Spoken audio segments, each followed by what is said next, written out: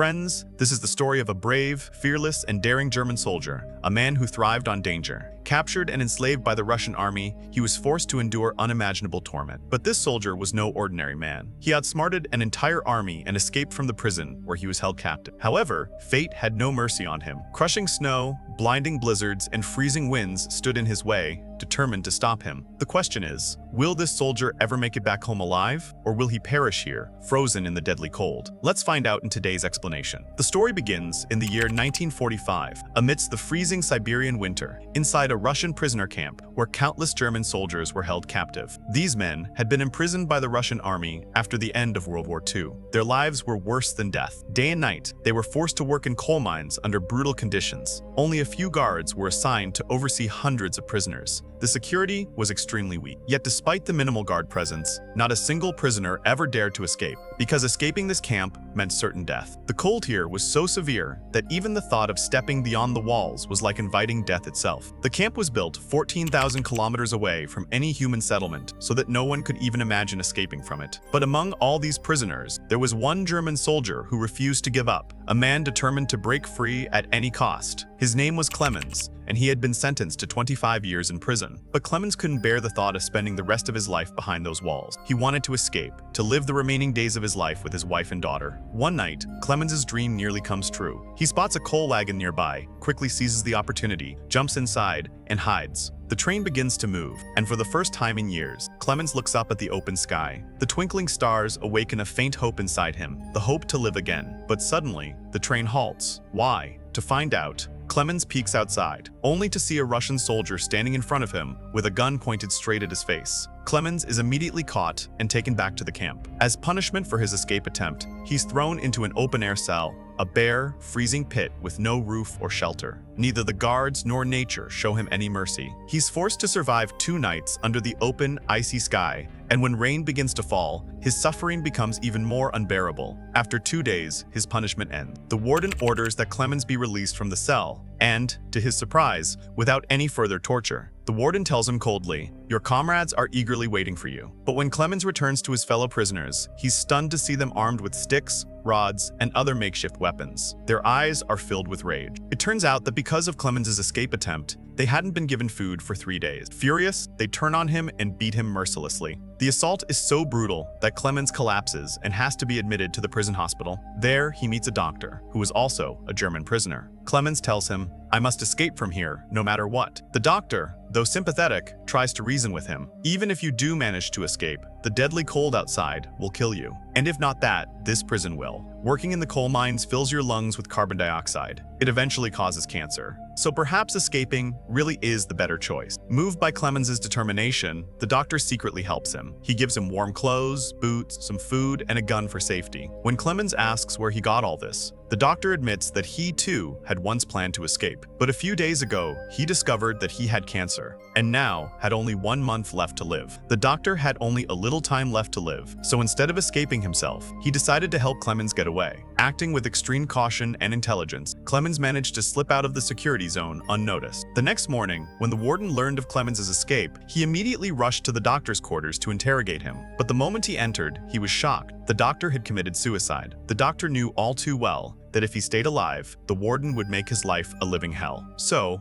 instead of facing that torment, he chose death. However, the warden was not one to give up easily. Enraged, he ordered his soldiers to find Clemens and bring him back, dead or alive. The soldiers searched everywhere, combing through the snowfields, forests, and valleys. But Clemens was nowhere to be found. This time, nature was on Clemens's side. The heavy snowfall had erased his footprints, making it impossible for the soldiers to track him down. When days passed without any sign of him, most assumed that Clemens had died somewhere in the freezing cold. But the warden was not convinced. He believed Clemens was still alive and ordered his men to continue the search. Meanwhile, Clemens was struggling through thick sheets of snow, pushing forward with all his remaining strength. It had now been 9 days since his escape. Suddenly, he heard the faint sound of dogs barking. When he turned around, he saw a sled team rushing toward him. Just as he braced himself to run, the sled passed right over him, and with a jolt, Clemens woke up. It had all been a nightmare. Relieved, he took a deep breath. 9 days had already passed since his escape, and Clemens was now completely drained. He had no food to eat, no water to drink, and his frail body trembled with exhaustion. Each step forward was an act of sheer willpower, but he refused to stop. The thought of reuniting with his wife and daughter kept him going. That hope was the only thing keeping him alive. He dragged himself forward for several more kilometers until his strength finally gave out,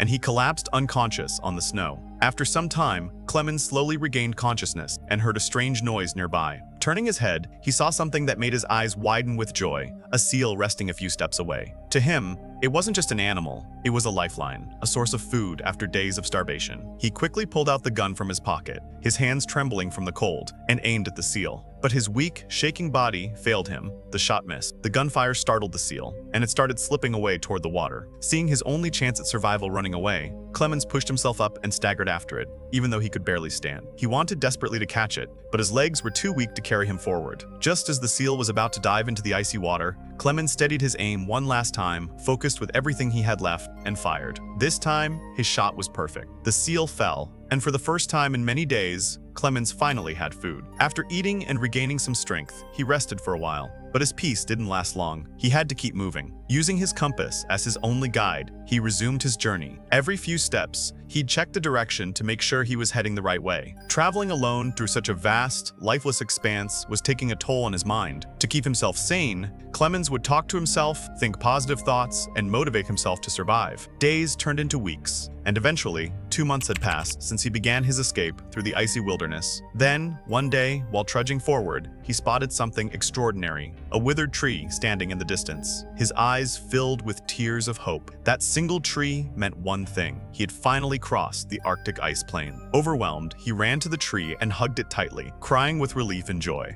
A little further ahead, the terrain began to change. He had reached the forest zone. That night, Clemens gathered wood around him, built a small fire, and sat close to it, soaking in the warmth. For the first time in months, he slept peacefully. Meanwhile, back at the camp, the warden had lost all peace of mind. Furious and obsessed, he ordered his search team to expand the hunt within a 500-kilometer radius. The next morning, as Clemens continued through the forest, a sudden storm struck. The fierce winds howled, and massive trees began to fall all around him. One of them came crashing down right on top of him, pinning him to the ground. The weight was so immense that Clemens could barely breathe, let alone move. But fate hadn't abandoned him yet. As he lay trapped and struggling, 2 men passing by happened to see him, and immediately ran to help. The 2 men managed to pull Clemens out from under the fallen tree. They were actually gold prospectors, wandering through the wilderness in search of fortune. From that point on, Clemens decided to travel with them, and together, the 3 men continued their journey through the harsh and desolate landscape for several days. Eventually, they reached a narrow river cutting through the forest, but crossing it was nearly impossible. So, the 3 of them gathered wood and managed to build a makeshift raft to get across. However, as they were crossing, a powerful wave hit the raft, throwing one of their companions off balance and into the freezing water below. Without hesitation, Clemens jumped in to save the drowning man, while their other companion, driven by greed, didn't even try to help. Instead, he took advantage of the moment, stealing the raft and sailing away alone. His true motives soon became clear. He wanted to take all the gold for himself. Despite the betrayal, Clemens successfully pulled the man out of the water, saving his life. Later, the 2 survivors caught up to the greedy companion, but by the time they reached him, he had already turned on them again, shooting the man Clemens had rescued in cold blood so he could keep everything for himself. Having no other choice, Clemens continued onward with this treacherous man, even though he no longer trusted him. Days passed as they trudged through the endless snow, but they found no signs of civilization, no people, nothing but cold and silent. The situation worsened when the winter season returned, covering everything in thick snow. The greedy man was carrying too much gear, making it hard for him to move forward. Clemens, seeing his struggle, offered to help lighten the load by carrying some of the supplies himself. But instead of appreciating it, the man grew suspicious. He thought Clemens wanted to steal his gold, and in a sudden fit of paranoia, he pushed Clemens off a cliff. The fall was steep, and Clemens hit the ground hard, losing consciousness. When he finally woke up, his heart nearly stopped. A pack of wolves was approaching him fast. Realizing he was in deadly danger, Clemens summoned every ounce of strength and tried to climb a nearby tree. But one of the wolves leapt up and sank its teeth into his leg. Clemens screamed in pain and tried to kick free, but the animal wouldn't let go. In the struggle, the weak tree snapped, and Clemens fell hard to the ground. At that moment, he accepted what seemed inevitable. This was the end. Surrounded by hungry wolves, he was sure they'd tear him apart. But then, out of nowhere, the sharp crack of gunfire echoed through the forest. Startled, Clemens opened his eyes to see several wolf carcasses lying in the snow. The rest had fled. A group of hunters had appeared just in time and saved his life. Seeing his injuries, they carried him back to their tribe, where they tended to his wounds and nursed him back to health. For the first time in months, Clemens found himself among people again. Surrounded by the warmth of a campfire and human voices, hope returned to his heart. He stayed with the tribe for several days, slowly recovering. But one day, the tribe received a letter from the warden. It declared that a German soldier had escaped from prison, and anyone caught helping him would be considered a traitor to the state. When Clemens learned about the letter, he knew he couldn't stay. He didn't want to bring danger upon the kind people who had saved his life. So, with a heavy heart, he said his goodbyes. The tribesmen gave him some food supplies for the journey, and for protection, they sent a hunting dog to accompany him. Now, with his loyal new companion by his side, Clemens set off once again toward his unknown destination. After many days of walking, he finally came across a lumber mill where a few workers were busy at their tasks. Before Clemens could even ask them for help,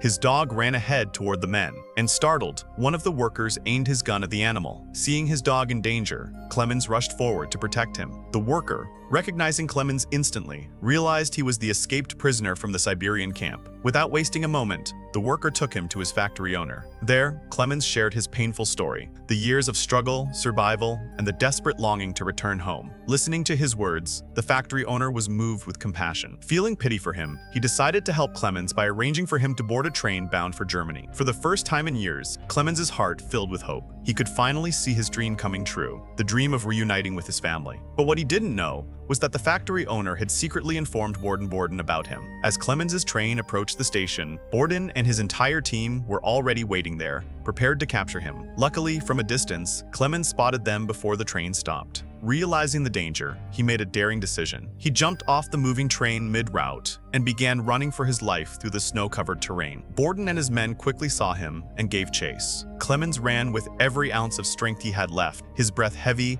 his heart pounding. Suddenly, Borden appeared right in front of him, blocking his path. Clemens froze in fear, convinced this was the end, that Borden would finally capture him. But before Borden could act, Clemens's loyal dog leapt forward and attacked him fiercely, biting and clawing with all its might. As Borden struggled to fight off the animal, Clemens seized the moment and fled. A few moments later, a gunshot echoed behind him. Clemens turned, and his heart broke. His dog lay motionless on the ground, shot dead by Borden. Overcome with grief, but determined not to let his companion's sacrifice go in vain, Clemens kept running. He climbed onto a nearby bridge, and as a train passed below, he jumped down onto its roof, escaping just in time. Borden could only watch helplessly as Clemens disappeared into the distance, gone beyond his reach forever. Through sheer courage, endurance, and willpower, Clemens had once again escaped death. Years passed. By 1952, it had been 7 long years since he broke free from the prison camp. One day, wandering through a small Central Asian village, Clemens arrived at a local fair. The smell of delicious food filled the air, making his hunger unbearable. But, having no money, he quietly walked on, trying to ignore his empty stomach. A little farther ahead, he saw 2 women selling pancakes. Tempted but still penniless, he simply watched from a distance. One of the women noticed his hunger and, feeling sympathy, sent a piece of pancake to him through a young girl.